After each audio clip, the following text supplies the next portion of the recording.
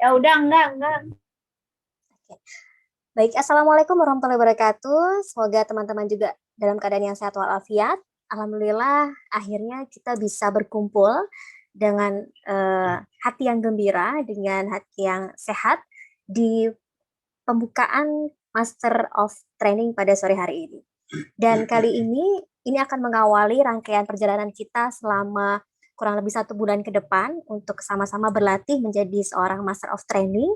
Dan nanti berikutnya kita akan bersama-sama terkumpul dalam satu WAG untuk bisa terus mengeksplor, memberikan pelatihan kepada rekan-rekan kita di regional, di komponen, dan juga mungkin untuk rekan-rekan kita di luar ibu profesional. Jadi selaras dengan tema kita tahun ini, Ibu Profesional Semesta Karya untuk Indonesia. Jadi harapannya dengan menjadi Master of Training akan makin banyak pelatihan-pelatihan yang akan kita ciptakan dan makin banyak dan makin luas dampak yang kita bisa berikan kepada ibu-ibu di luar sana.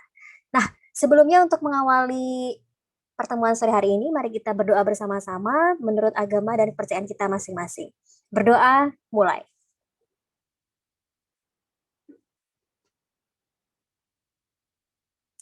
Terima kasih banyak teman-teman, dan sebelum kita ngobrol lebih detail bersama Mbak Ulfa mengenai apa sih sebenarnya Master of Training dan bagaimana nanti peran kita, maka kita akan mengawali dengan cerita seru dari Mbak Nesri Baidani. Jadi silahkan Mbak Nesri untuk memberikan, kalau sambutan kayaknya serius banget ya, jadi memberikan sapaan atau cerita singkat. Silahkan Mbak. Assalamualaikum warahmatullahi wabarakatuh. Alhamdulillah, akhirnya kita berhasil memulai satu langkah baru yang mungkin juga salah satu cerita baru di ibu profesional. Jadi kalau selama ini kita menjadi menjadi fasilitator, menjadi trainer, menjadi langsung aja gitu ya. Langsung belajar bagaimana cara menyampaikan materi. Nah, lalu dimulai tahun ini kita akan mulai naik level lagi, belajar lebih profesional lagi dengan mengadakan master class untuk Master of Training. Di sini nanti teman-teman akan belajar bagaimana mengelola sebuah pelatihan dari awal hingga akhir. Akan ada banyak sekali nanti manfaatnya, karena nanti kita berharap nanti di masing-masing komponen, di masing-masing regional, nanti akan bisa melaksanakan pelatihan-pelatihan sendiri tanpa perlu menunggu dari RCIP, sehingga akan bisa makin banyak pelatihan-pelatihan, makin banyak member yang terjangkau, makin banyak juga para ibu, calon ibu perempuan yang bisa terjangkau oleh ibu profesional nantinya. Saya tidak ingin berpanjang-panjang cerita, karena nanti Mbak Ulfa akan bercerita lebih panjang lagi dan lebih mendetil lagi, jadi saya hanya ingin mengucapkan selamat belajar, semangat belajar untuk Semesta Karya untuk Indonesia. Assalamualaikum warahmatullahi wabarakatuh. Waalaikumsalam warahmatullahi wabarakatuh. Terima kasih Mbak Nesri untuk kata-kata penyemangatnya sore hari ini. Jadi benar banget teman-teman, salah satu tujuan kita adalah supaya makin banyak nanti training-training yang akan kita buat, makin banyak training-training yang akan kita ciptakan, jadi semakin luas dampak yang akan kita bisa berikan kepada rekan-rekan kita di luar sana. Oke, sebentar, saya dari tadi mencari Mbak Ulfa, sepertinya Mbak Ulfa apakah, oh ya, alhamdulillah sudah hadir di tengah-tengah kita juga Mbak Ulfa. Mbak Ulfa apa kabar, sehat?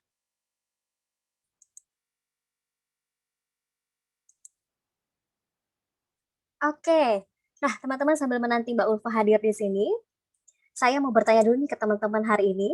Jadi teman-teman boleh memberikan responnya dengan boleh menjawab di kolom chat, atau boleh memberikan reaction ya. Di situ ada, kita punya ada love, ada kemudian ada jempol, kemudian ada ekspresi yang macam-macam ya.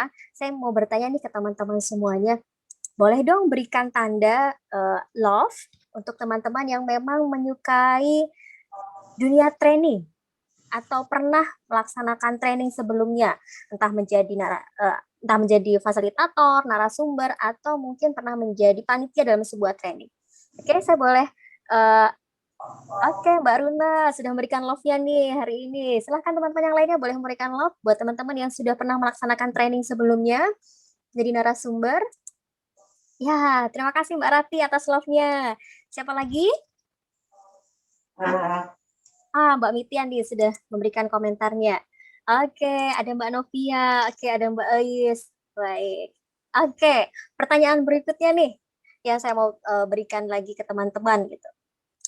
Eh, apakah sudah pernah melaksanakan training atau pelatihan? Kalau offline, insya Allah mungkin sudah pernah ya sebelum pandemi, tapi semenjak pandemi kan semuanya jadi berubah. Saya pengen tahu nih teman-teman, apakah sudah pernah melaksanakan pelatihan secara daring sebelumnya? Silahkan yang sudah boleh memberikan simbol entah love atau jempolnya boleh. Bagi yang sudah pernah melaksanakan secara online. Oke. Siapa lagi coba kita lihat ada Teh Ei sudah pernah, Teh Rati. Oke. Kemudian kalau untuk yang belum pernah boleh memberikan simbol dengan mungkin cry, ada simbol cry ya di situ ya, atau simbol yang love-nya yang agak terpecah-pecah gitu boleh. Oke, Mbak Tasya sudah pernah, Mbak Mita, Mbak Desti, Alhamdulillah. Oke, Mbak Dewi untuk sesi online belum pernah. Training di luar IP, iya boleh, training apapun, baik di luar IP ataupun di dalam IP yang sudah pernah melaksanakan secara online atau daring, boleh memberikan simbolnya. Oke, Alhamdulillah. Ya, ternyata banyak yang sudah pernah, tapi ada juga beberapa yang belum. Dan kali ini kita akan belajar bersama-sama bagaimana sih cara mengelola training atau membuat sebuah training yang nanti akhirnya bisa berdampak bagi rekan-rekan di luar sana. Oke, Mbak Ulfa sudah hadir di tengah-tengah kita. Apa kabar Mbak Ulfa? Sehat? Alhamdulillah sehat. Oke, Alhamdulillah. Oke, Mbak Ulfa, sambil saya siapkan materinya, ada yang perlu disampaikan dulu untuk pembukaan kita mengawali materi hari ini, silahkan. Ya, Bismillahirrahmanirrahim. Assalamualaikum warahmatullahi wabarakatuh. Waalaikumsalam. Rabbi shrah li sadri wa yassir li amri wahlul 'uqdatam min lisani yafqahu qawli. Asyhadu an la ilaha illallah wa asyhadu anna Muhammadan abduhu wa rasuluh la nabiyya ba'dah. Terima kasih teman-teman atas kehadirannya di sore ini. Mohon maaf kalau ada suara-suara. Jadi di rumah saya ini pas di pinggir gitu ya, jadi banyak lalu lalang tukang jualan kalau sore hari begini. Oke, semoga itu nggak mengganggu konsentrasi kita, tidak mengganggu forum kita di sore hari ini. Terima kasih atas kehadiran teman-teman sekalian dan partisipasinya di training masterclass ini. Training ini adalah boleh dibilang pilot project, karena kita baru menyelenggarakan untuk yang pertama kali. Dan teman-teman adalah orang-orang pertama di Ibu Profesional yang terdaftar mengikuti training masterclass yang diselenggarakan oleh Resource Center Ibu Profesional. Mengapa hadir atau diadakan training masterclass? Mengapa ada atau dihadirkan Master of Training? Jadi tidak terlepas dari menjawab kebutuhan dan tantangan organisasi dan pengembangan SDM Ibu Profesional. Sebagai sebuah komunitas yang concern-nya adalah pengembangan dan pemberdayaan SDM, maka peningkatan kualitas SDM ini juga menjadi sebuah hal yang mutlak harus dilakukan agar SDM di Ibu Profesional dan juga Ibu Profesional sebagai sebuah komunitas mampu terus memberikan sumbangsinya, mampu terus berkembang dan berdampak serta menjawab tantangan zaman. Itu alasan utamanya. Kemudian yang kedua, ciri khas dari Ibu Profesional adalah pelatihan-pelatihannya. Nah, terima kasih Mbak Umi sudah dibantu share screen. Pelatihan ini juga adalah sebagai sarana untuk peningkatan kualitas SDM di ibu profesional, selain wadah-wadah peningkatan kualitas yang lain, semacam rumah belajar, dan aktivitas-aktivitas yang lain. Maka concern dari tahun 2020 akhir adalah bagaimana kita membuat sebuah sistem yang bisa menjadi sarana untuk meningkatkan kualitas pengembangan, kualitas SDM ibu profesional, yaitu utamanya adalah kualitas pelatihannya. Dan konsep training master class serta master of training ini menjadi sebuah jawaban dari kebutuhan tadi. Oke, penjelasan tentang training master class dan juga master of training itu akan ada beberapa bagian. Jadi ada aturan tentang pelatihan. Ini mengapa disampaikan karena berkaitan dengan nanti tugas, kewajiban, peran, dan apa yang harus dilakukan oleh para master of training. Kemudian bagian yang kedua adalah tentang apa itu master of training. Jadi nanti akan ditampilkan beberapa draft PDF di sore hari ini. Kemudian bagian yang ketiga adalah kita akan bahas tentang kode etik seorang master of training ibu profesional. Oke.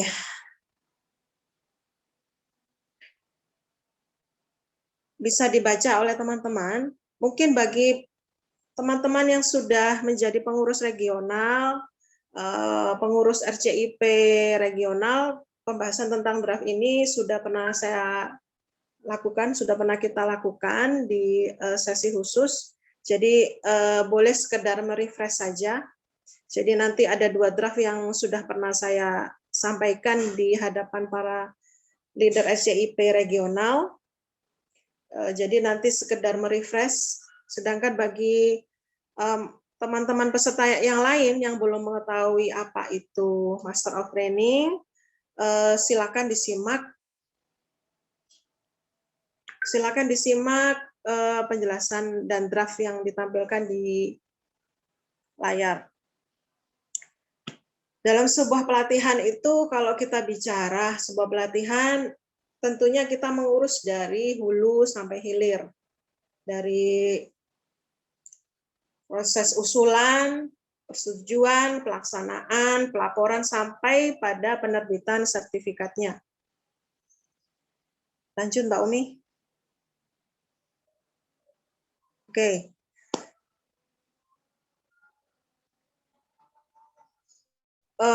Nanti teman-teman juga bisa membaca ini secara lebih teliti, karena ada keterbatasan waktu juga ya.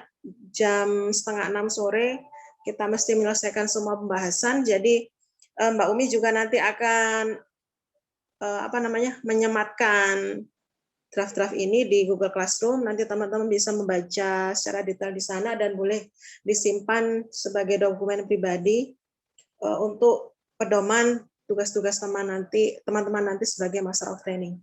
Dari proses pertama, sumber usulan pelatihan dapat berasal dari RCIP nasional atau RCIP regional. 2, usulan pelatihan dapat berasal dari komponen lain di dalam ibu profesional, tingkat nasional atau regional. Kemudian yang ketiga, usulan pelatihan dapat juga berasal dari lembaga di luar ibu profesional. Lanjut, Mbak. Sifat kegiatan bisa berupa training, upgrading, seminar, workshop, short course, diklat atau sertifikasi yang selanjutnya disebut pelatihan. Isi pelatihan dapat berupa pelatihan keterampilan, peningkatan kompetensi dan keilmuan atau pembekalan. Fasilitator, mentor Widya Iswara Ayunda. Nah, yang perlu mungkin bagi teman-teman regional atau teman-teman utusan komponen yang belum mengetahui perubahan mendasar tentang makna fasilitator, jadi sejak adanya wheel structure, masing-masing komponen diberikan hak untuk mengelola pelatihannya masing-masing dan boleh memberikan istilah khas untuk fasilitator di masing-masing komponen. Dan ada 4 jenis istilah yang sebenarnya mengacu pada satu istilah yang sama, yaitu fasilitator. IIP istilahnya menjadi Widya Iswara, kemudian komunitas menjadi Ayunda, Kipma pada mentor, memakai istilah mentor, dan SC memakai istilah fasilitator. Tapi semuanya merujuk pada peran dan fungsi yang sama, yaitu sebagai fasilitator. Nah, tentang level pelatihan bisa dilihat ada pelatihan nasional atau pelatihan regional. Kemudian yang ketiga, jenis pelatihan berupa pelatihan internal yang fokusnya pada pengurus dan member ibu profesional, dan pelatihan eksternal yaitu pelatihan ibu profesional dan dari lembaga di luar ibu profesional yang bekerja sama dengan komponen nasional ibu profesional. Untuk persetujuan, lanjut saja ya Mbak Umi, untuk persetujuan, karena nanti ini berkaitan dengan tugas RCIP regional. Lanjut ke pelaksana.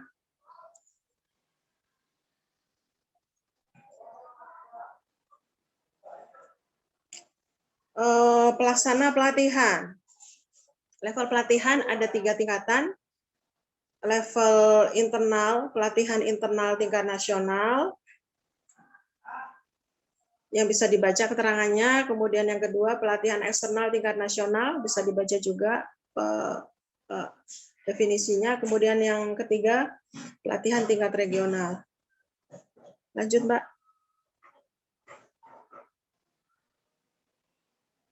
Nah, pelaksana pelatihan. Pelaksanaan pelatihan, bagian yang paling penting yang akan menjadi bahasan kita hari ini. Tentang Master of Training, maksud saya, Master of Training. Seorang member ibu profesional dikatakan berhak menjadi seorang Master of Training jika telah lulus dari pelatihan dasar di ibu profesional, yaitu matrikulasi IP atau orientasi komunitas atau habituasi sejuta cinta, dan telah lulus training master class for Master of Training. Kemudian yang kedua, keikutsertaannya mengikuti pelatihan itu telah mendapatkan rekomendasi dari regional jika dia adalah utusan dari regional, dan mendapat surat rekomendasi dari komponen nasional jika ia adalah utusan dari komponen nasional. Master of Training adalah orang-orang yang ditunjuk dan ditetapkan oleh RCIP nasional untuk menangani pelatihan internal dan eksternal di tingkat nasional. Kemudian Master of Training regional adalah orang yang ditunjuk dan ditetapkan oleh RCIP nasional dengan dimusyawarahkan dengan RCIP regional untuk menangani pelatihan di tingkat regional. Kemudian Master of Training. Dikit lagi Mbak Umi, sebentar. Master of Training bertugas mempersiapkan konsep pelatihan serta bertanggung jawab terhadap kesuksesan pelatihan. Posisi Master of Training setingkat steering komite dalam sebuah pelatihan. Lanjut, pelaksanaan pelatihan. Dalam pelaksanaan pelatihan ini nanti ada kepanitiaan yang ditetapkan. Kalau pelatihannya tingkat nasional, ada kepanitiaan ditetapkan oleh komponen nasional sebagai penyelenggara pelatihan internal maupun eksternal. Pelaksana pelatihan regional yaitu kepanitiaan yang dibentuk oleh komponen regional. Pelaksana pelatihan ikut serta merencanakan konsep pelatihan bersama Master of Training. Pelaksana pelatihan bertugas mempersiapkan segala keperluan pra dan selama pelatihan, diantaranya menghubungi narasumber yang direkomendasikan oleh RCIP nasional, serta mengurus pendaftaran, sarana dan prasarana. Narasumber pelatihan memenuhi kompetensi dan kualifikasi sesuai dengan tema pelatihan. Kemudian pelaksana pelatihan dapat menunjuk fasilitator atau orang yang membantu pelaksanaan pelatihan. Kemudian tahap keempat yaitu pelaksana pelatihan dan Master of Training masing-masing membuat laporan kegiatan. Nah, ini yang perlu menjadi catatan ya. Jadi untuk melihat dan mengevaluasi jalannya pelatihan, kemudian menilai sebuah pelatihan itu sukses atau tidak, maka dibutuhkan monitoring dan evaluasi. Dan ini mesti dilaporkan kepada penyelenggara pelatihan maupun kepada RCIP nasional dan RCIP regional, karena nanti sebagai integrator sumber daya dan salah satunya adalah sumber daya manusia, maka semua pelatihan dan kegiatan pengembangan sumber daya manusia menjadi tanggung jawab RCIP. Maka untuk agar peran itu bisa kami lakukan sebaik-baiknya dan teman-teman training Master of Training bisa melakukan perannya dengan sebaik-baiknya, maka dibutuhkan pelaporan dan evaluasi dari kegiatan atau monitoring kegiatan. Nah, di poin keempat ini teman-teman bisa mempelajari ada beberapa poin mengenai pelaporan pelatihan. Ada pelatihan yang mesti pelaporan kegiatan yang mesti dilaksanakan oleh pelaksana pelatihan. Apa yang mesti dilaporkan ada di poin kelima, dan isi laporan kegiatan yang disusun oleh Master of Training ini bisa dibaca di poin nomor 6. Sedangkan di poin nomor 1, 2, 3, dan 4 adalah alur pelaporan kegiatannya. Lanjut Mbak Umi. Yang selanjutnya adalah penerbitan sertifikat, bisa dibaca sendiri oleh teman-teman. Nanti ini wilayah dari RCIP regional maupun RCIP nasional, tapi cukup menjadi pengetahuan oleh teman-teman semuanya. Karena sertifikat bisa diterbitkan jika Master of Training dan pelaksana kegiatan telah menyetorkan laporan kegiatan dari pelatihan tersebut. Dan itu menjadi dasar penerbitan sertifikat bagi komponen penyelenggara pelatihan dan RCIP. Oke, lanjut ke draft berikutnya, Mbak Umi. Atau sampai sini ada pertanyaan dulu mungkin, Mbak? Ada pertanyaan yang masuk, Mbak, di kolom chat. Silakan dibaca, Mbak. Boleh.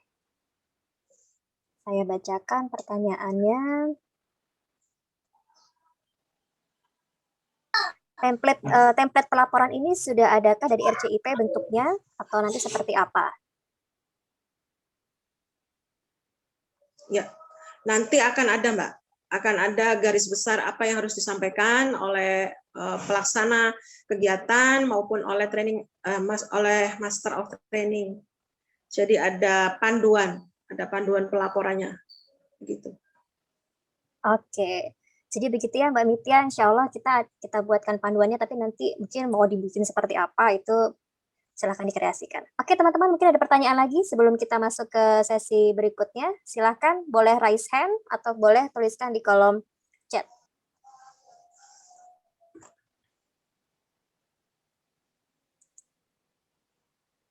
Oke, ada dari Mbak Herianti Alamsyah nih Mbak Ulfa. Apakah desain sertifikat yang bagus sudah ada dari RCIP nasional? Ini kalau dalam alur itu selama ini kita belum pernah sampai detail ke bentuk sertifikat, karena masing-masing komponen bisa berbeda ya bentuk sertifikatnya, desain bentuk sertifikatnya. Yang menjadi panduan kami adalah hal yang paling esensi dalam sebuah sertifikat adalah nomor, komponen dan sekjen yang mengeluarkan sertifikat dan ditandatangani oleh siapa. Kalau bentuk desainnya itu kami serahkan pada masing-masing komponen. Begitu, Mbak. Oke. Oke. Jadi ini ada di Teh Elis nih, satu lagi pertanyaan. Ya. Biasanya materi yang akan di-sharingkan seputar apa nih Mbak? Apakah ada materi baku dari RCIP? Nah, ini menarik nih Mbak Ulfa pertanyaannya. Ya. Makasih pertanyaannya, Teis. Jadi materi-materi tadi kan saya sebutkan ya, kita merujuk pada satu istilah yang sama untuk menjabarkan semua kegiatan pelatihan, mau upgrading, mau short course, mau apa tadi, banyak jenisnya, yang kemudian kita merujuk pada satu istilah yang sama, yaitu pelatihan. Nah, pelatihan yang biasa dikerjakan di ibu profesional itu masing-masing berbeda-beda sesuai dengan kebutuhannya. Jadi kita akan membicarakan konsep pelatihan itu juga dengan penyelenggara pelatihan. Keinginan user. Nah, keinginan user itu mau membuat pelatihan apa? Nanti akan disusun bersama-sama dengan Master of Training, manajemen pelatihannya bagaimana, konsepnya bagaimana. Jadi yang menentukan mau menyampaikan apa, belajar tentang apa, kebutuhan pelatihan itu apa adalah usernya. Siapa usernya? Adalah satu, komponen nasional yang mau menyelenggarakan pelatihan, dua, regional. Dan tiga, jika ada permintaan pelatihan yang digelar bersama dengan ibu profesional. Jadi tergantung kebutuhan, Mbak. Tapi ada satu syarat yang itu menjadi kesepakatan bersama dan saya sampaikan di SOP tadi bahwa pelatihan yang digelar itu tidak keluar atau tidak melanggar value ibu profesional, tidak bertentangan dengan COC ibu profesional. Jadi selama pelatihan itu masih dalam koridor COC, maka itu bisa digelar. Mau pelatihan untuk menaikkan kompetensi, berhubungan dengan skill dan keterampilan, atau yang murni tentang keilmuan, itu tidak ada batasan. Asal itu tadi. Iya Mbak Yani, pelaksana pelatihan berbeda dengan Master of Training. Pelaksana pelatihan itu adalah komponen nasional atau regional penyelenggara. Penyelenggara, jadi pelaksana pelatihan itu adalah penyelenggara. Jadi nanti akan dibentuk tim pelatihan. Master of Training menangani manajemen pelatihannya, pelaksana pelatihan sebagai penyelenggara pelatihannya. Apakah kita bisa juga jadi narsum? Jadi nah ini nanti akan dibahas nih di draft yang ini. Oke, berarti kita lanjut dulu ke draft berikutnya ya Mbak Desti ya. Semoga setelah melihat ini pertanyaannya terjawab. Iya. Oke, saya gini aja ya Mbak ya. Takutnya kalau saya slideshow nanti trouble di sinyal. Jadi gini aja ya Mbak, nggak apa-apa ya. Semoga masih kelihatan.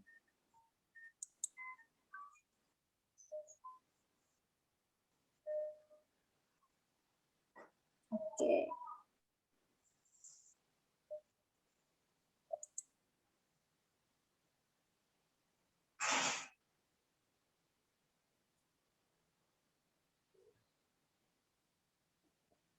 Baik, Mbak Ulfa, silahkan. Iya. Alasan mengapa diperlukan Master of Training bisa dibaca oleh teman-teman.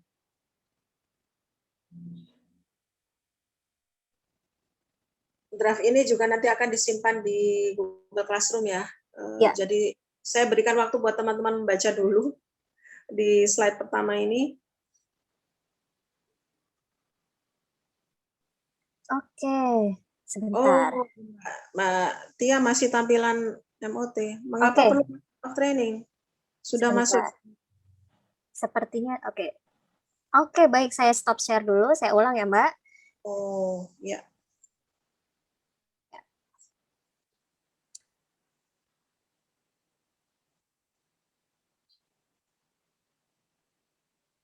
Mungkin sambil menunggu Mbak Ulfa bisa menjawab. Ya, sambil menunggu teman-teman kalau ada pertanyaan lagi boleh disampaikan. Oke.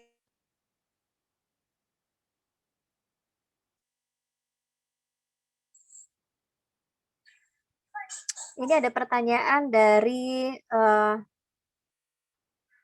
Teknovia. Jadi kalau pelaksana itu sifatnya temporer ya? Ya, temporer ya. Setelah pelatihan itu selesai ya sudah.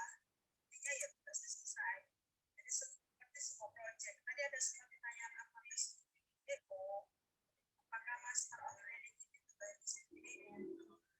bisa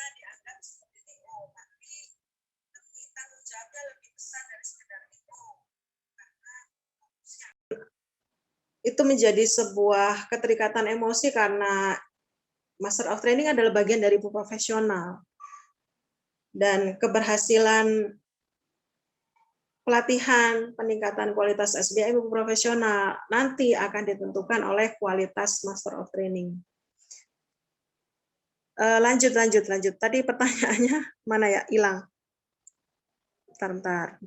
Tadi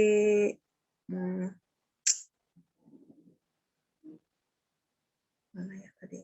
Apakah ada jumlah maksimal pelatihan per regional, Mbak? Oh tidak, kan pelatihan itu didasarkan dari kebutuhan. Kalau kebutuhannya sebulan hanya satu ya, memang kebutuhannya seperti itu. Nggak mau nyelenggarain pelatihan cuma 2 bulan sekali ya, memang kebutuhannya seperti itu. Jadi kembali pada kebutuhan. Nggak bisa kita menargetkan satu regional mesti sebulan sekali menyelenggarakan pelatihan, karena kembali lagi pada kebutuhan. Dan kebutuhan masing-masing regional, kultur masing-masing regional, budaya belajar masing-masing regional itu berbeda-beda. Jadi ada yang sangat cepat, banyak kegiatan pengembangan SDM, kegiatan pengembangan SDM sangat banyak. Itu mungkin kebutuhan akan pelatihan juga tinggi. Tapi sisi lain mungkin masih sebuah regional masih berkutat pada bagaimana membangun sebuah tim yang solid. Jadi masing-masing regional akan sangat berbeda kondisinya, maka kebutuhan pelatihan juga berbeda. Sudah bisa share screen kah, Mbak Umi? Oke, sebentar nih. Saya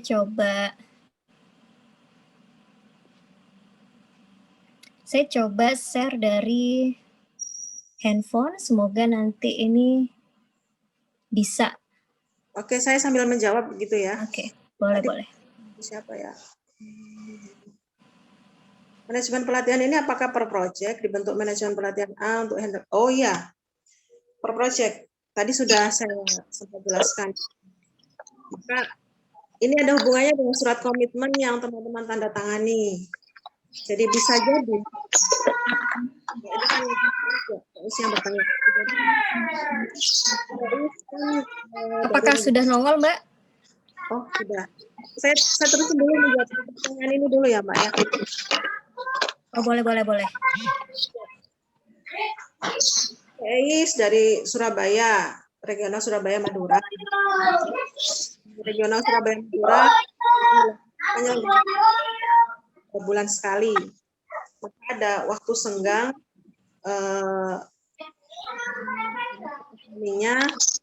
tidak tiap bulan bertugas gitu, ada masa senggangnya, ada waktu senggangnya. Kemudian ada permintaan dari regional B yang tidak punya Master of Training, maka dari RCIP akan menunjuk, misalnya ternyata TEIS yang dipilih untuk menjadi Master of Training, maka selesai proyek A di regional TEIS misalnya, kemudian jadi memang per project ini.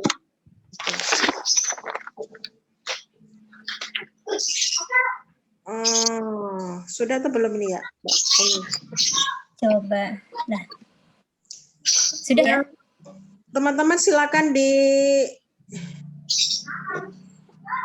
ini ya, di unmute suaranya. Oke. Ini sudah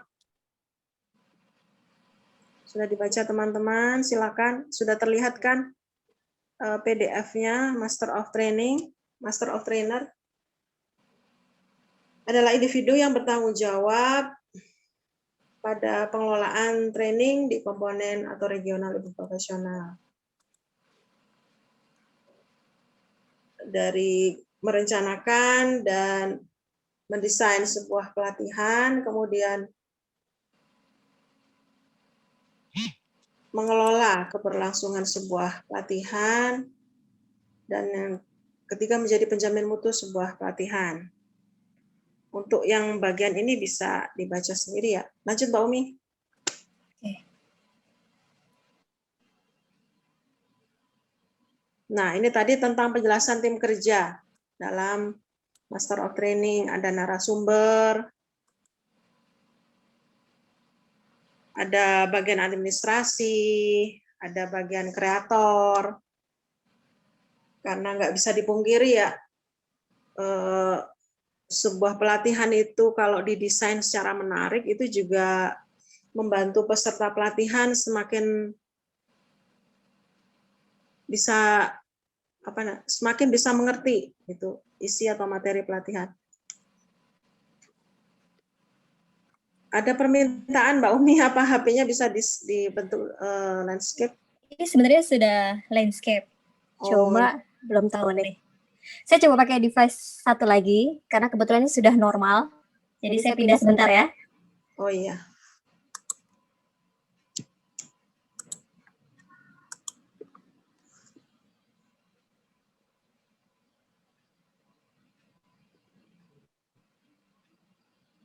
Apakah sudah nongol? Belum.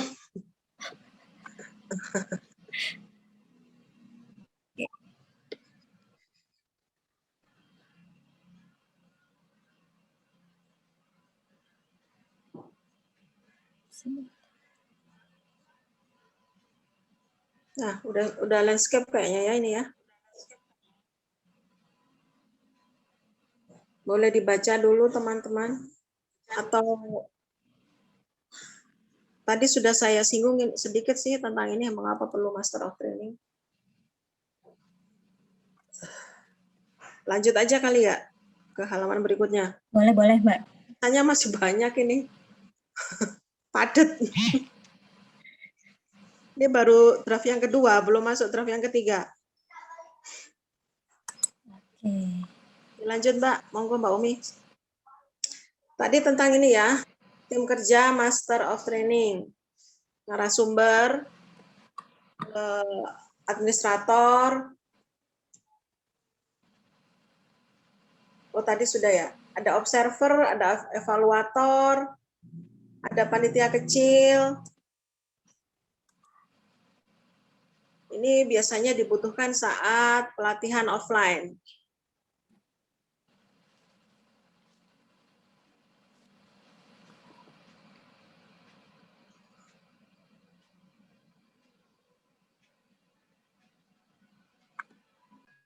Nah, dalam pelatihan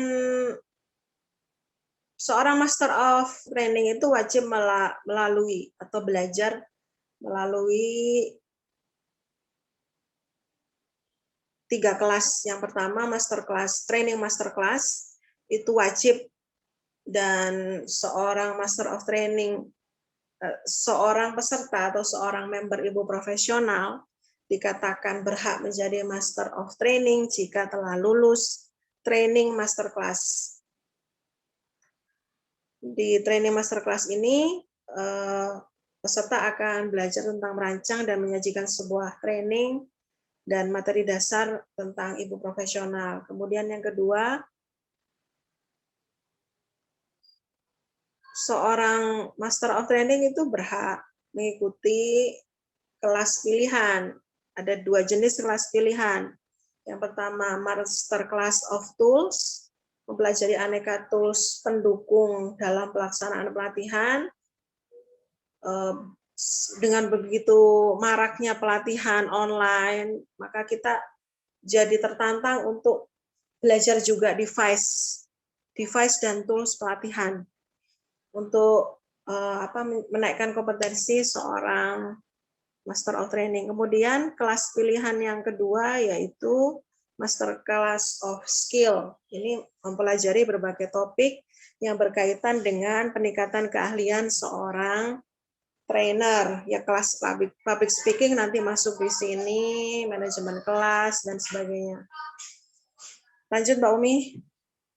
Oke, ini ada pertanyaan mau dijawab dulu atau gimana Mbak? Sampai di sini dulu ya, bagaimana caranya menjadi seorang training Master of Training ya. Sampai di sini ya. Boleh Mbak, tadi itu terakhir pertanyaan Teis. Mungkin Oke. Teis ada pertanyaan-pertanyaan, kayaknya banyak sekali tadi pertanyaan. Iya betul. Ini ada pertanyaan dari Mbak Runa. Misal Mbak, tema pelatihan yang dibuat adalah area keahlian dari peserta MOT. Apakah tetap tidak boleh menjadi narsum? Oh, boleh menjadi narsum. Jadi sejak awal mungkin ya, sejak awal gini, sejak awal kan Master of Training ikut mendesain pelatihan kan. Mendesain pelatihan ini sampai pada materi-materi apa saja yang akan disampaikan. Nah, tentunya boleh kalau memang itu keahlian dari Master of Training ini. Maka sebaiknya dia tidak menjadi head of Master of Training-nya. Itu karena dia nanti bertugas juga sebagai narasumber. Maksud saya itu ada satu orang yang memang menjadi manajer atau pengelola semua aktivitas pelatihan dan tidak terdistraksi oleh hal-hal yang lain gitu. Tugas utamanya Master of Training itu sebenarnya mengerjakan pekerjaannya dan tidak terdistraksi oleh hal-hal apapun. Kalau mau mengambil peran sebagai narasumber ya ambillah peran sebagai narasumber, tapi membantu di sisi yang itu gitu, tapi tidak menjadi head, tidak menjadi kepala, tidak menjadi leadernya gitu, tidak menjadi leadernya dari tim Master of Training itu. Oke. Gitu. Mungkin bisa juga begini ya Mbak, kalau nanti kan kita akan bisa juga lintas regional gitu ya. Ya siapa tahu nih MOT misalnya Mbak Eis melaksanakan training yang ternyata tuh cocok untuk Teh Una gitu. Jadi Teh Una bisa jadi narasumber di trainingnya Teh Eis gitu juga mungkin bisa ya Mbak. Oh bisa. Ya itu masih bagian dari sesama tim Master of Training kan ya sebenarnya. Tapi mungkin tidak ditugaskan pas bersamaan mungkin ya. Jadi pas yang sedang diberikan tugas atau mandat itu adalah TI sebagai penyelenggara, kemudian Mbak Runa tidak dalam tim kerjanya TI dan sedang kosong atau punya waktu untuk mengisi pelatihan, jadi mungkin bisa dilibatkan sebagai narasumber pelatihan begitu. Oke. Berikutnya nih dari tadi TEIS, manajemen pelatihan ini apakah per project dibentuk manajemen pelatihan A untuk handle project A dan seterusnya? Iya, tadi saya sudah menjawab. Oh, oke. Berarti ini baru masuk chatnya di saya nih. Kemudian berikutnya adalah ya sepertinya sudah terjawab ya dari pertanyaan. Oke, kita lanjut dulu ke ini Mbak. Berkaitan dengan jam terbang ya. Jam terbang dari Master of Training.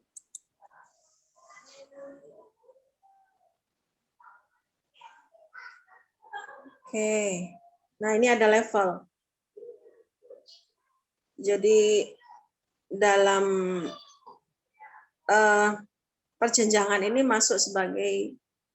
masuk dalam rangka profesionalitas ya. Profesionalitas penyelenggara pelatihan. Jadi fasilitator pun sebenarnya juga ada perjenjangannya. Maka di Master of Training ini juga ada perjenjangannya. Perjenjangannya ditentukan oleh apa? Ditentukan oleh jam terbang.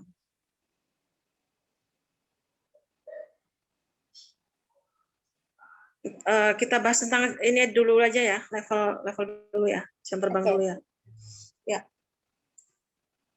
Nah, seseorang lulusan dari kelas training master class itu masuk dalam kategori associate master of training jika ia sanggup menyelenggarakan dan memanajemeni pelatihan 20 sampai 30 jam pelatihan per tahun. Per tahun ya teman-teman ya, bukan per bulan. Jadi contohnya begini, misalnya Regional Banten. Regional Banten mengadakan pelatihan public speaking. Kemudian ada MOT dari Regional Banten yang ditunjuk menjadi manajemen pelatihan pelatihan public speaking tersebut. Setelah dibuat konsepnya, ternyata pelatihan public speaking ini sampai tingkat mahir dibutuhkan waktu 1 bulan dengan durasi tiap pekan itu 2 jam. 2 jam kelas Zoom. Nah, hitungannya berarti sang MOT dari Banten ini, dia di 1 bulan itu sudah menyelenggarakan 8 jam pelatihan. Walaupun itu satu pelatihan yang sama ya. Baru satu pelatihan public speaking loh ya. Tapi kita hitungannya adalah jam aktif. Misalnya jam aktifnya di Zoom. Jam aktif di Zoom ini gitu. 4 kali pertemuan melalui Zoom selama 2 jam. Nah, itu berarti jam jam terbangnya MOT dari Banten ini di bulan Februari misalnya adalah 8 jam. Nah, seorang associate Master of Training ini disebut associate jika mampu menyelenggarakan 20-30 jam pelatihan per tahun. Jadi masih lebih mudah ya, masih sangat mungkin terjangkau oleh teman-teman sebagai penyelenggara pelatihan di regional maupun di nasional. Nah, tiap tahun kami akan mengevaluasi apakah seseorang itu mampu levelnya ada di mana, produktif atau tidak melaksanakan perannya sebagai Master of Training, dan apakah pelatihan-pelatihan yang dilakukan hasilnya efektif dan berdampak. Salah satunya dari jam terbang dan format-format pelaporan kegiatan, evaluasi, dan monitoring tadi. Nah, seorang associate bisa naik level menjadi partner Master of Training jika sanggup menyelenggarakan 31 sampai 41 jam pelatihan per tahun. Jadi misalnya hitungan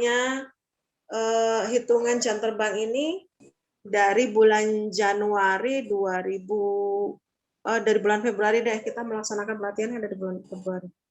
Bulan Februari 2021 nanti di bulan Februari 2022 itu akan dihitung jam terbangnya. Nah, seorang associate bisa naik level jika sanggup menyelenggarakan 31-41 jam pelatihan per tahun. Maka dia berhak naik level menjadi partner Master of Training. Dan dia juga sanggup mendampingi dan mengevaluasi Associate Master of Training. Jadi pola evaluasinya juga berjenjang. Associate nanti dievaluasi oleh partner Master of Training. Partner Master of Training akan dievaluasi oleh Master of Training. Nah, Master of Training seseorang bisa dianggap sebagai Master of Training sampai pada level Master of Training jika sanggup menyelenggarakan minimal 42 jam pelatihan per tahun. Dan ia juga sanggup mendampingi dan mengevaluasi partner Master of Training. Kalau kemarin kami sempat menghitung seorang lulusan training masterclass sampai pada level Master of Training itu, kalau tidak salah sekitar 5 tahun, baru sampai pada level Master of Training. Artinya ia mengepalai sebuah pelatihan yang diselenggarakan oleh regional maupun komponen nasional, sifatnya yang di tingkat regional maupun di tingkat nasional, internal maupun kerjasama dengan eksternal tim profesional. Pertanyaannya, bagaimana jika di luar ibu profesional juga aktif menyelenggarakan training? maka itu menjadi itu boleh dimasukkan ya Mbak Umi ya. Itu boleh dimasukkan dalam penghitungan jam terbang. Dan menjadi bahan penilaian apakah seseorang sampai pada atau berhak pada peningkatan level selanjutnya. Ada masalahkah teman-teman? Kalau di saya terdengar lancar, Mbak. Ini kenapa? Ada apa ya? Oh, di beberapa sepertinya memang sedang ada apa up and down sinyal, jadi ada yang merasa terdengar, ada yang tidak gitu. Tapi kalau di saya terdengar sangat lancar. Iya, saya kaget. Ini kenapa ini? Iya, sepertinya sinyal lagi agak up and down ini memang.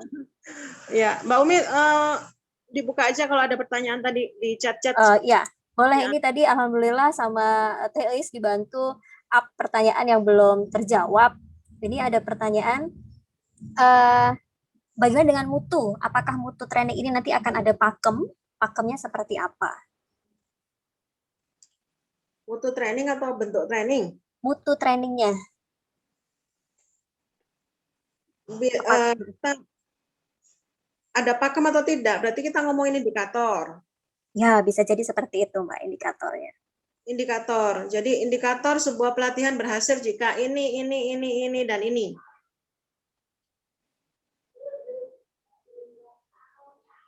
Dan indikator itu disepakati oleh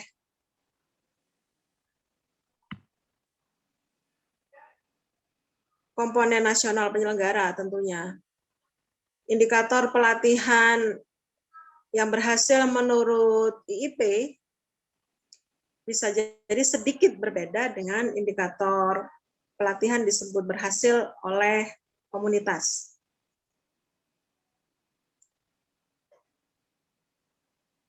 Jadi nanti melihat indikatornya, Mbak. Indikator itu dari pelaksanaan, indikator juga dari peserta. Makanya ada monitoring dan evaluasi. Begitu, Mbak. Ya, jadi tadi balik seperti Mbak Ulfa jelaskan, kita user ya, kita mendengar apa kata user. Jadi mungkin kita bisa lihat dari situ. Dan nanti pun insya Allah ada salah satu materi yang akan kita berikan kok mengenai bagaimana mengukur evaluasi ini. Oke, kemudian dari TEI sini pertanyaan, boleh share ulang bagaimana pembagian peran MOT dan peran RCIP regional, Mbak Ulfa? Jadi Mbak Runa tadi Mbak, saya kopas lagi. Iya, dari TEI mengulang pertanyaan Mbak Teh Una, iya.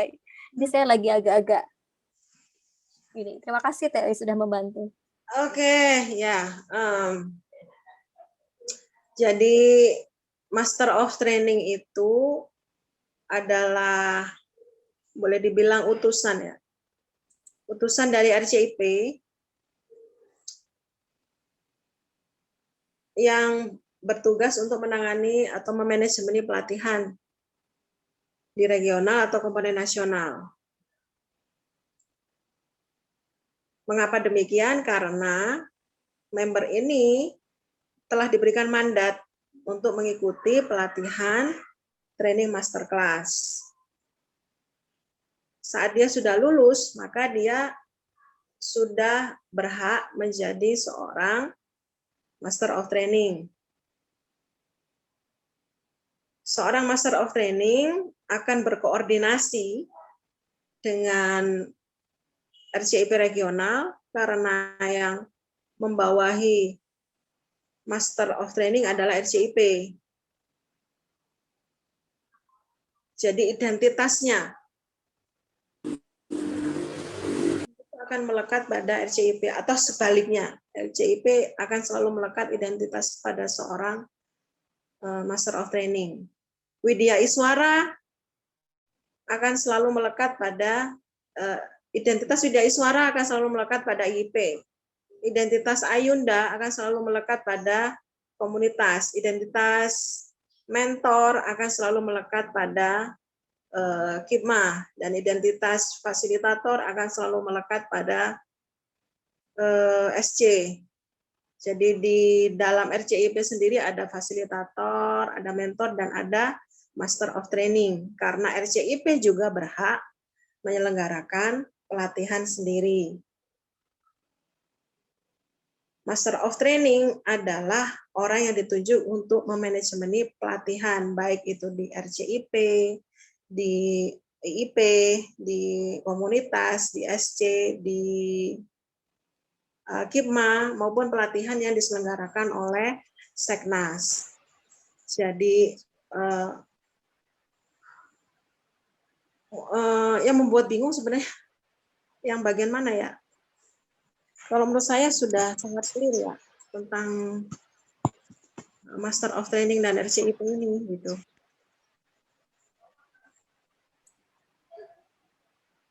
Oke, bagaimana Teh Una? Mbak Runa? Kebiasaan manggil Teh, jadi semua dipanggil Teteh ya? Iya, izin Mbak Umi. Maksudnya Silakan, gini, silakan. maaf off video ya sambil kerja. Maksudnya gini, nanti supaya tidak tumpang tindih ataupun kita dianggap gini loh, maksudnya supaya tahu batasan-batasannya gitu, Mbak Ufa, gitu. Atau gimana ya? Masih belum nangkap sih pembagiannya MOT dengan RCIP, atau kita ini rekan kerja atau apa, atau masih bingung sih, masih belum nangkep. Karena nanti pembagian perannya gimana, atau fungsinya gimana, atau siapa yang membantu siapa gitu, masih belum nangkep sih Mbak Ufa, maaf ya. Ya, nggak apa-apa. Gini, jadi MOT ini adalah manajemen pelatihan, bagian yang mengurus manajemen pelatihan, dan ini ada di bawah koordinasi divisi training pusat SDM RCIP. Jadi nanti MOT bertanggung jawab pada RCIP dalam melakukan tugasnya dan juga kepada komponen penyelenggara pelatihan. Wilayahnya MOT hanya manajemen pelatihan. Begitu, Mbak. Sementara wilayah RCIP lebih luas dari manajemen pelatihan. Jadi MOT itu bagian dari Berarti Mbak Ufa, kalau RCIP ingin mengadakan pelatihan misalnya, berarti harus report ke kita gitu ya? Atau gimana? Bukan bahasanya mereport, Mbak, tapi mengajak. Karena Master of Training adalah bagian dari RCIP. Jadi gini, Mbak, di RCIP itu ada dua bagian penting, satu pusat riset, satu pusat SDM. Di dalam pusat SDM ini ada divisi-divisi lagi, divisi human capital, divisi penjaminan mutu dan inovasi, divisi training, divisi mentorship, divisi asosiasi profesi, dan terakhir divisi customer service dan license officer. Nah, nanti Master of Training ini ada di bawah koordinasi divisi training pusat SDM RCIP. Jadi, Master of Training ini adalah bagian dari RCIP. Begitu, Mbak. Dan khusus hanya concern di bagian manajemen pelatihan ibu profesional. Begitu, Mbak. Berarti kalau misalnya kita mau buat pelatihan, kita sampaikan gitu ya, Mbak Ulfa ya. Saya rasa ada perlu pelatihan public speaking, saya rasa perlu ada pelatihan memasak, misalnya gitu ya Mbak Ulfa ya. Kita yang memanajemen gitu ya. Yang berhak mengajukan pelatihan, kebutuhan pelatihan, itu hanya user, Mbak. Usernya siapa? Regional, komponen nasional, itu usernya. Begitu, Mbak. Jadi, kita akan melayani. Di bagian apa kita melayaninya? Di bagian manajemen pelatihan. Tapi yang berhak mengajukan kebutuhan pelatihan itu adalah user. Begitu. Dan user menyampaikan kebutuhan pelatihan kemana? Ke RCIP, bukan ke MOT langsung. Nanti nanti RCIP akan memberikan surat mandat. Siapa MOT yang akan ditunjuk? Misalnya nih ada permintaan Master of Training dari IIP untuk menangani pelatihan, kerjasama pelatihan dengan eksternal ibu profesional. Kemudian IIP mengajukan surat kepada RCIP nasional, meminta bantuan MOT untuk menangani manajemen pelatihan di IIP. Maka RCIP nasional akan memberikan surat mandat kepada Master of Training A, B, C, D, E untuk membantu IIP menangani ini manajemen pelatihan di IP untuk proyek pelatihan eksternal tersebut. Begitu, Mbak.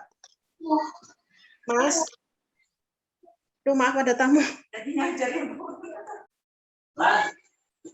Mbak Umi, boleh nggak ini sedikit? Oh, boleh, boleh. Ini Teh Tasya ya? Ya, betul. Oke, silakan Teh Tasya. Ya, Mbak Ulfa, punten sedikit menyimpulkan sekaligus berangkarva ya Mbak ya. Berarti MOT itu adanya di Pusat SDM RCIP Pusat, begitu ya Mbak ya? Sehingga ketika misalnya RCIP regional mau mengadakan pelatihan, mengajukannya ke RCIP Pusat, baru kemudian RCIP Pusat menunjuk siapa MOT-nya, begitu ya? Sebentar Mbak Tasya, ini Mbak Ulfa sepertinya sedang apa namanya? Nah, alhamdulillah sudah kembali. Iya, iya, iya. Boleh, Ulang nggak, Teh? boleh diulang sedikit Mbak Teh Tasya, silakan. Boleh, nanti bonus bakso ya Mbak ya. Mbak Ulfa, nggak, ini sedikit menyimpulkan sekaligus clarify aja. Berarti MOT itu adanya di Pusat SDM Pusat, RC Pusat. Ya, betul begitu ya? Ya. Lalu nanti kalau misalnya RC regional ataupun komponen lainnya membutuhkan pelatihan, mengajukan ke RC regional, kemudian RC regional mengajukan ke RC Pusat, baru kemudian RC Pusat menunjuk MOT-nya, begitu ya? Betul, betul begitu. Jadi tergantung level pelatihannya. Kalau penyelenggara yang ingin menyelenggarakan pelatihan adalah regional, maka pengajuannya melalui RCIP regional dan kemudian nanti RCIP nasional akan merekomendasikan orang, begitu Mbak. Baik, kalau gitu paham. Nuhun.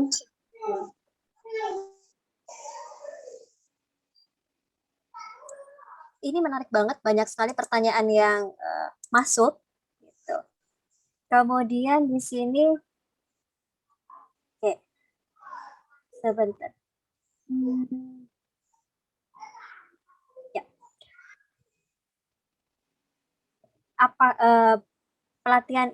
Oke, CNC tadi Mbak Ulfa menyampaikan bahwa pelatihan di IP pun mungkin maksudnya di luar ya, di luar IP pun dihitung jam terbangnya ya. Ya. Penghitungan jam terbangnya dihitung sejak kapan, Mbak? Dihitung sejak selesai. Dihitung sejak selesai pelatihan training masterclass. Jadi kita kan kurang lebih akhir Februari ya Mbak Umi ya, selesai training masterclass. Nah, sejak itu maka jam terbangnya juga akan dihitung, begitu. Cuman yang sudah aktif, kami kan juga punya data ya, kami juga punya data. Kami juga sudah mengetahui mana peserta training masterclass yang sudah punya nama dan track record sebagai penyelenggara pelatihan maupun narasumber pelatihan, kami sudah punya datanya. Maka itu menjadi pertimbangan kami dalam hal level dan penugasan pelatihan. Begitu, naik level dan penugasan pelatihan. Begitu, Mbak. Nanti ada Master of Training yang memang sesuai kapasitasnya menangani pelatihan-pelatihan di tingkat nasional dan mana yang fokus di pelatihan-pelatihan di tingkat regional dan mana yang bisa untuk menangani pelatihan di luar atau kerjasama dengan eksternal ibu profesional, begitu. Ya, itulah kenapa kemarin kami minta profil teman-teman. Jadi teman-teman kalau mau update profilnya lagi boleh ya. Siapa saya pernah pelatihan di sini nih atau membuat pelatihan ini gitu. Jadi boleh diupdate di situ untuk membantu kami memetakan level-level dari MOT tadi. Baik.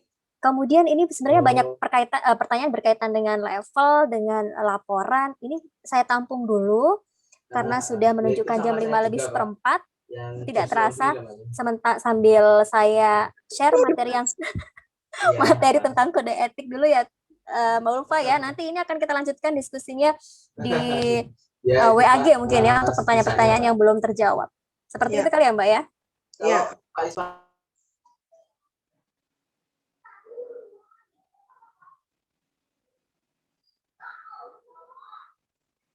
Bismillah, semoga lancar.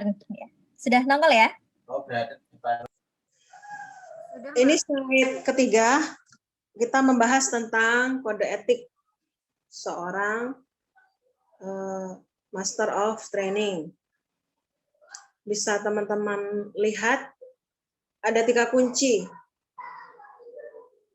dalam hal etika seorang Master of Training. Mengapa perlu mempelajari etika sih sebenarnya? Kita perlu mempelajari kode etik itu sebenarnya untuk menjaga kemuliaan kita sendiri. Jadi ada rambu-rambu, ada aturan, ada etika, itu semuanya sebenarnya menjaga kemuliaan kita sendiri sebagai seorang individu, sebagai seorang member ibu profesional, dan sebagai seorang yang bertugas memanajemeni pelatihan. Ada 3 kunci. Yang pertama berkaitan dengan masalah etika seorang Master of Training. Yang pertama, ini menurut saya 3 kunci ini bisa menjadi pengingat tidak hanya dalam konteksnya Master of Training, tapi dalam konteks kehidupan juga menurut saya ya. Yang pertama, seseorang itu mesti sadar posisi. Sadar posisi itu dalam maksudnya apa? Saat dia ditugaskan sebagai Master of Training, maka berposisilah, bersikaplah yang profesional sebagai seorang Master of Training. Jalankan kewajiban, jalankan tanggung jawab dengan profesional. Profesional itu kan artinya bersungguh-sungguh ya, bersungguh-sungguh menjalankan tanggung jawab dan perannya sebagai seorang Master of Training. Jika dia ditugaskan oleh ibu profesional, maka jadilah Master of Training yang profesional, yang mencerminkan dirinya sebagai seorang member ibu profesional. Ya, adanya data itu sebenarnya kami sudah mempetakan mana teman-teman yang memang sudah punya jam terbang tinggi sebagai seorang fasilitator dan trainer. Ada beberapa yang sudah punya lembaga training sendiri. Nah, kunci sadar posisi ini juga menjadi hal yang penting karena saat Anda diberikan mandat dan ditugaskan sebagai seorang Master of Training dari ibu profesional, artinya Anda sudah melepas identitas kepemilikan lembaga training Anda di luar. Anda pure hanya menjadi seorang Master of Training dari ibu profesional. Sehingga tidak ada tumpang tindih kepentingan saat Anda menjalankan peran Anda sebagai seorang Master of Training ibu profesional. Terus terang, karena kemarin ada rekra ya, ada kasus apa istilahnya bisa dibilang curhat gitu ya dari seorang sekretaris regional yang memberikan curhatan tentang seseorang anggotanya yang ingin melamar menjadi pengurus nasional. Ada sesuatu tindakan yang dipandang kurang etis gitu ya, karena seorang ini sudah aktif menjadi trainer di luar dan kemudian saat ada acara-acara di internal ibu profesional ternyata dia mempromosikan lembaga training yang dimilikinya, sehingga dipandang kurang etis karena dia juga sebagai seorang trainer, seorang narasumber, tapi juga kemudian ikut mempromosikan lembaga training yang dia miliki di luar untuk dipromosikan di internal ibu profesional. Nah, ke depan ya alangkah baiknya hal yang seperti ini tidak terjadi gitu ya. Makanya kuncinya adalah sadar posisi. Kalau Anda diberikan mandat sebagai seorang Master of Training, Ibu profesional, maka ingatlah posisi Anda bahwa Anda adalah Master of Training, Ibu profesional, bukan Master of Training lembaga lain. Begitu. Kemudian yang kedua adalah sadar ruang.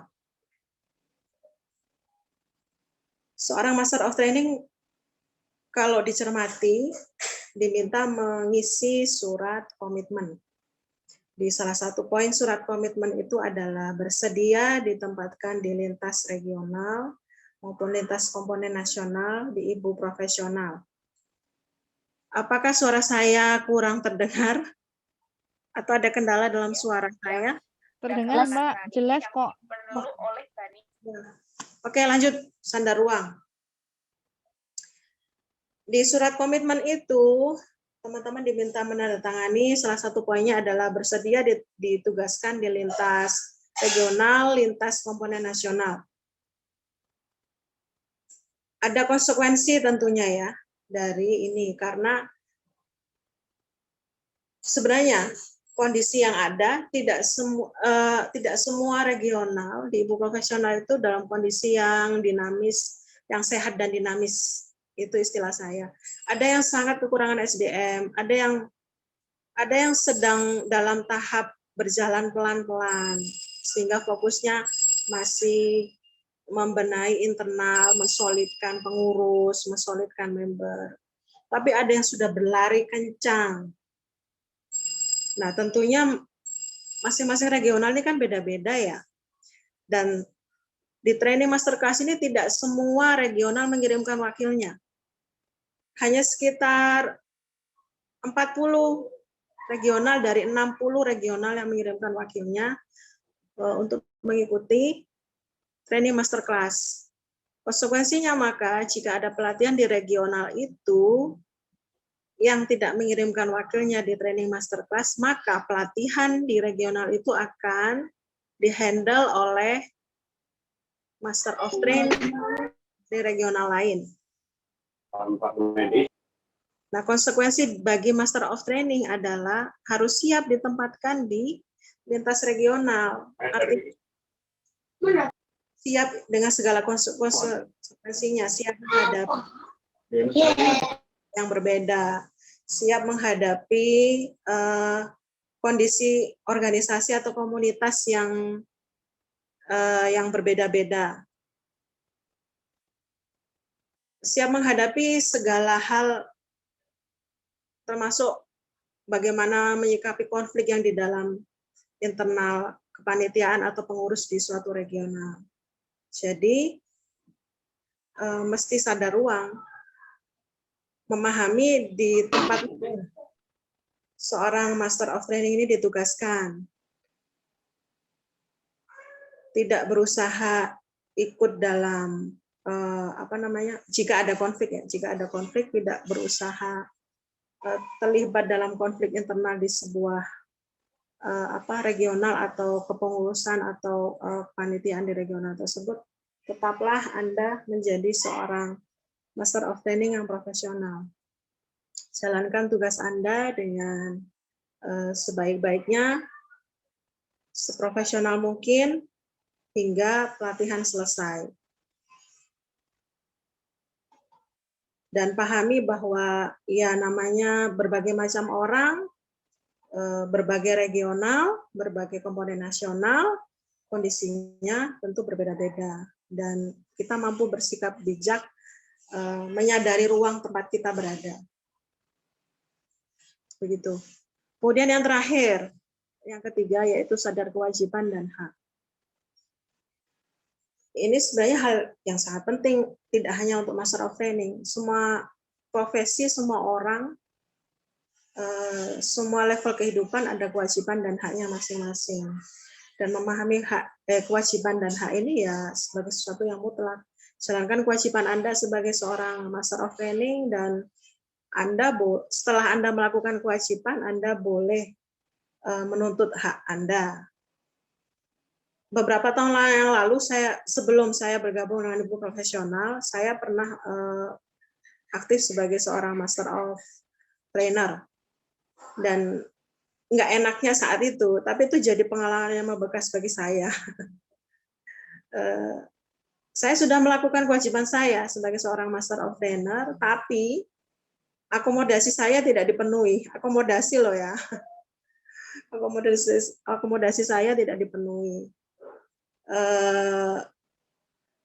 Saat menuntut pada panitia, jawabannya macam-macam. Padahal saya mengeluarkan ya uang, tenaga, mencurahkan pikiran juga, gitu ya, untuk berangkat ke lokasi pelatihan, untuk mengelola pelatihan, tapi ternyata hak saya tidak dipenuhi.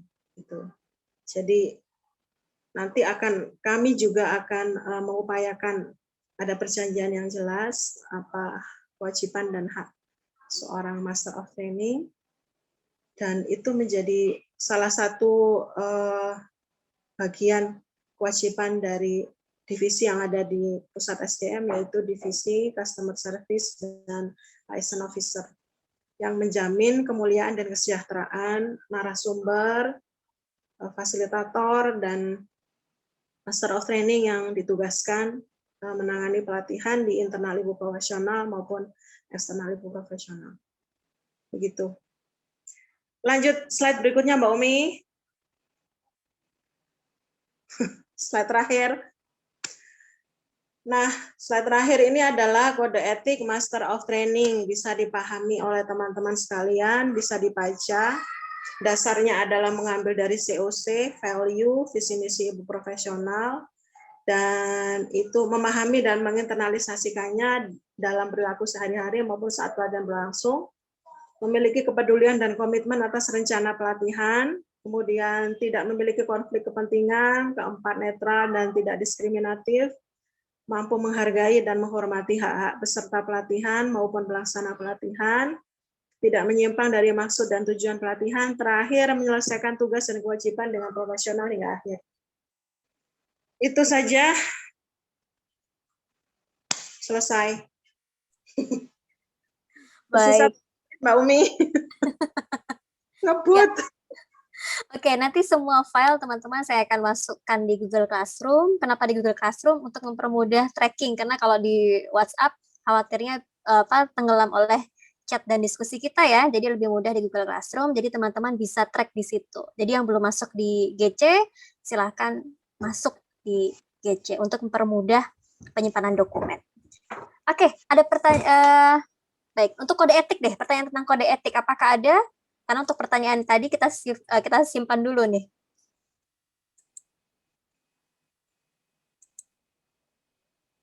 Ini ada curhat dari Mbak Yeni ya. Kok pengalaman kita sama Mbak Ulfa ketawanya?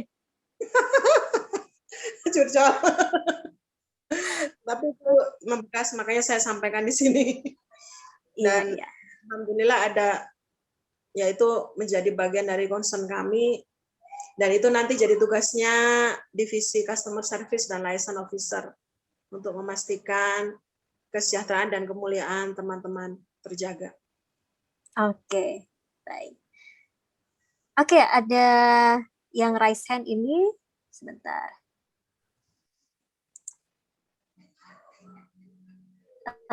Teh Eis, silahkan. Boleh nyalakan mikrofonnya jika ingin ada yang disampaikan. Ya, Mbak Ulfa, terkait sama yang tadi ya kode etik, kita nggak boleh promo tentang lembaga maupun produk training kita di luar IP ya. Case misalnya kayak gini nih, misalnya kita lagi bawain materi sesuatu gitu ya, dan memang materi itu berhentinya sampai tataran A sampai E gitu, sehingga akan mungkin ada yang tanya nih pendalamannya gimana. Nah, kita nih punya nih produk pendalaman. Nah, ini bener-bener dikip nggak kita bahas ya, atau misalnya boleh nih kepo-kepo. Nah, tapi kan kayak gini nih kan akhirnya nanti takut melanggar kode etik nih ya. Nih case-case yang kayak gini untuk pendalaman tertentu yang memang kita punya, nih cara penyampaian yang diizinkan, mumpung belum jalan ya, takutnya nanti keceplosan dan ternyata ngelanggar kan, ditanyain di depan. Kayak gitu Mbak, makasih. Ya, itu kan berarti termasuk cara menghadapi peserta ya. Cara menghadapi peserta kalau ada nanya, gimana mendalami materi ini gimana Bu? Gitu. Saya ingin mendalami pemateri ini, setelah sesi ini nyarinya di mana Bu? Gitu. Bisa disikapi dengan, wah itu bisa diusulkan pada Jadi dengan bahasa bisa diusulkan dengan siapa ya komponen penyelenggara, misalnya siapa ya, materi public speaking dah yang gampang. Ke panitia. Ya, bisa diusulkan pada panitia, bisa diusulkan pada IIP misalnya untuk menyelenggarakan training public speaking advance yang membahas tentang tema yang ingin Mbak Nia pelajari. Begitu Thais. Tapi sebenarnya ya kalau kita mau, sebenarnya orang-orang itu sudah mengetahui ya, biasanya peserta-peserta pelatihan di IP maupun di luar IP. Jadi begini, saya ingin berbagi cerita. Beberapa bulan yang lalu saya masuk dalam tim pelatihan kerjasama antara IIP dengan Single Mom Indonesia. Namanya ibu-ibu gitu ya, namanya ibu-ibu. Itu pasti ada keponya. Termasuk tiba-tiba saya itu dapat permintaan pertemanan di media sosial dari member Single Mom Indonesia. Ternyata mereka sudah memotret, oh siapa aja sih ini dari IP orangnya, siapa aja yang diutus untuk menangani pelatihan kerjasama antara IP dan Single Mom Indonesia. Jadi sebenarnya ya dari kekepuan peserta itu nanti pasti akan bisa menilai, oh ternyata di luar misalnya Bu Eis ini punya lembaga pelatihan loh ternyata, dan materi yang saya cari itu sebenarnya diselenggarakan oleh Bu Eis ya. Itu realnya akan seperti itu gitu. Tapi saat di dalam forum formal ya seperti yang saya ekspresikan tadi, saya sampaikan tadi, itu bisa disiasati dengan oh itu usulan yang bagus yang bisa disampaikan pada penyelenggara. Mungkin IIP nanti akan menyelenggarakan training public speaking advance yang membahas tentang materi yang Mbak ingin pelajari. Atau gimana lah cara metode basa-basinya gitu. Lagi gendong baby itu ya. Babynya siapa itu? Ini babynya teman, mamanya lagi kena COVID. Oh ya Oh ya Saya ambil ke rumah sakit. Astagfirullah. Ya, udah. Oke, ini pertanyaan menarik dari Mbak Tiffany, Mbak. Terkait CV Narsum, apakah diizinkan pencantuman merek dagang, misal owner ABC dan segala macam?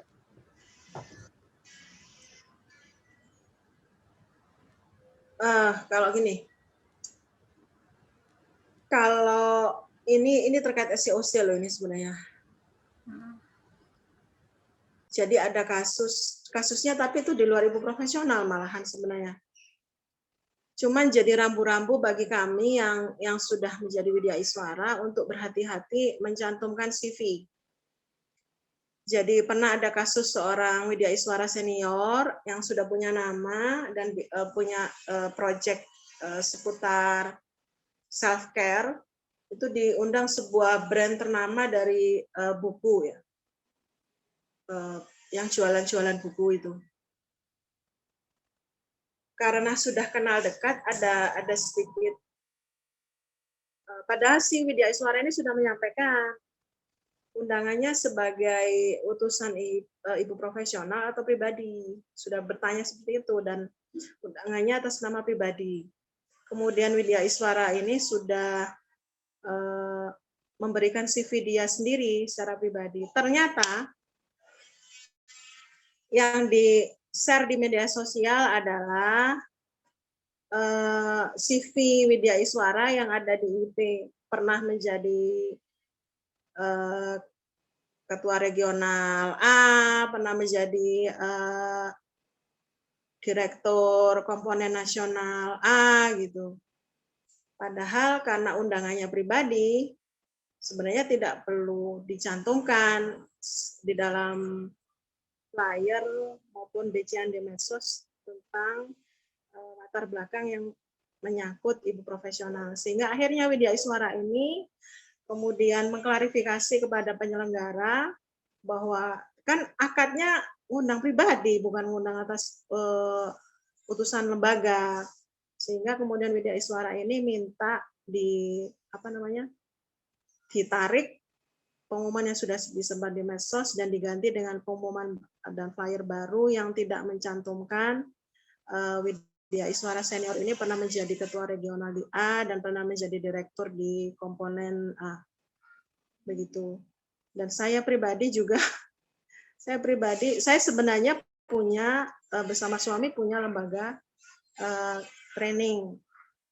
Tapi untuk acara-acara di Ibu Profesional saya tidak pernah mencantumkan di CV saya lembaga training yang saya dan suami dirikan. Karena itu tadi terkait COC. COC ini kan memang mengikat kita gitu ya. Ada aturan yang perlu kita patuhi. Gitu.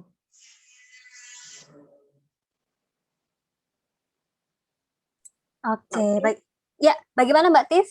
Semoga cukup menjawab ya. Jadi ketika narsum itu untuk kebutuhan diundang atas nama Ibu Profesional, memang sebaiknya kita tadi ada kode etik sadar posisi gitu ya. Mungkin kita lagi berperan sebagai posisi apa nih gitu. Oke. Alhamdulillah tercerahkan. Terima kasih Mbak Tif. Seperti cuaca hari ini yang sangat cerah ya. Iya, alhamdulillah nggak hujan. Iya. Oke, teman-teman tidak terasa sudah 17.33. Sekali lagi terima kasih untuk kehadirannya hari ini dan pertanyaan teman-teman yang belum terjawab nanti akan kita tampung dan kita lanjutkan diskusinya di WAG. Kemudian seperti yang saya sampaikan melalui email bahwa kelas kita nanti akan tetap ada challenge-nya dan akan dilakukan secara berkelompok. Pembagian kelompoknya nanti akan kami infokan di Google Classroom, jadi teman-teman bersiap-siap akan berkelompok dengan siapa, dan tugasnya tidak banyak kok, gitu. Hanya satu challenge ya Mbak Ulfa ya, satu challenge, tapi insya Allah challenge-nya bertahap sesuai dengan materi-materi yang akan disampaikan. Dan materi kita secara umum ada 3 bagian, ada discover, ada delivery, dan ada evaluation. Discover ini nanti kita akan membicarakan tentang bagaimana sih cara membuat sebuah training yang berdampak, termasuk bagaimana kita menggali sebuah masalah. Jadi masalahnya itu dari mana sih datangnya, gimana cara kita mengolah masalah tadi menjadi sebuah tujuan training yang berdampak. Kemudian deliver, bagaimana kita nanti akan menggunakan tools, bagaimana cara kita menyampaikan kalau materi ini itu kita pakai apa ya toolsnya, termasuk tadi menguasai tools itu seperti apa. Jangan sampai teman-teman mengalami apa yang saya sampaikan tadi ya, apa yang ternyata tiba-tiba sinyal down, kemudian harus bagaimana gitu. Nah, makanya kalau saya pribadi biasanya langsung pakai 2 akun masuk. Kalau ini down berarti saya pindah ke akun yang satu lagi gitu, supaya training bisa tetap berjalan dengan lancar. Terus berikutnya ketiga adalah evaluasi, bagaimana kita mengukur sebuah training tadi, dampaknya sejauh mana dan bagaimana kira-kira ide training selanjutnya itu seperti apa. Kurang lebih materinya akan seperti itu dan spesial banget teman-teman untuk batch 1 ini pembicaranya mentor kita adalah orang-orang yang memang sudah mumpuni di bidangnya, ya. Oke. Oh ya Mbak, mau nambahin dikit. Boleh Mbak Ulfa. Tentang step-step tadi itu ya, discover, delivery itu sebenarnya ada di PDF tentang Master of Training tadi. Ya. Jadi teman-teman silakan membaca dan tentang SOP tadi mohon dipelajari, bisa didiskusikan dengan leader RCIP regional masing-masing. Jika kurang mengerti atau nanti diskusi di WAG boleh. Dan tentang PDF Master of Training juga bisa dibaca. Tadi itu baru sepertiga bagian ya Mbak Umi ya sebenarnya. Dan yang terakhir tadi tentang kode etik. Iya. Oke, terima kasih sekali lagi buat teman-teman kehadirannya sore hari ini dan kita foto dulu yuk untuk mengakhiri pertemuan kita pada sore hari ini. Ya. Baik, langsung kameranya nyala semua. Ding, seneng banget saya. Oke, dan ini ada tiga halaman teman-teman, jadi mohon bersabar menunggu. Saya nggak tahu teman-teman ada di halaman nomor berapa, jadi tetap pasang senyumnya 3 jari, 3 senti ke kanan, 3 senti ke kiri ya, harus seimbang kanan dan kirinya. Oke. Ya. Kita mulai dari halaman pertama. 1, 2, 3. Oke. Ya, mohon ditunggu dulu.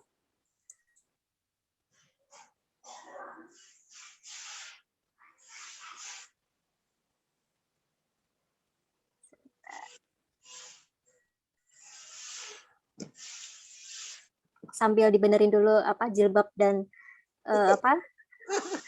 lipstiknya. Dan serunya kalau Zoom ini lipstiknya bisa lipstik virtual ya. Jadi lumayan menghemat lipstik lah.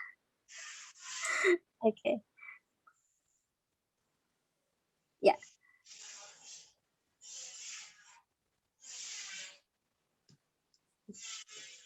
Halaman berikutnya 1 2 3. Oke.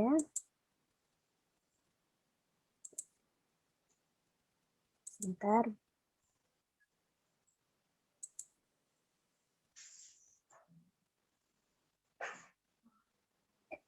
Berikutnya halaman terakhir. Dan saya senang banget di MOT ini rasanya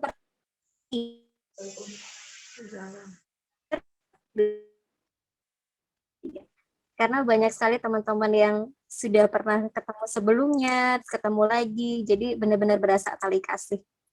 Oke, once again terima kasih banyak teman-teman sudah bergabung sore hari ini. Mari kita tutup pertemuan kita sore hari dengan membaca doa. Berdoa, mulai.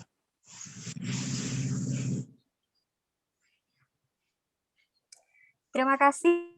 Sampai ketemu nanti di hari Selasa, insya Allah dengan materi perdana kita, Discovery. Terima kasih banyak. Assalamualaikum warahmatullahi wabarakatuh. Waalaikumsalam warahmatullahi wabarakatuh. Terima kasih semuanya. Terima kasih Mbak Ufa.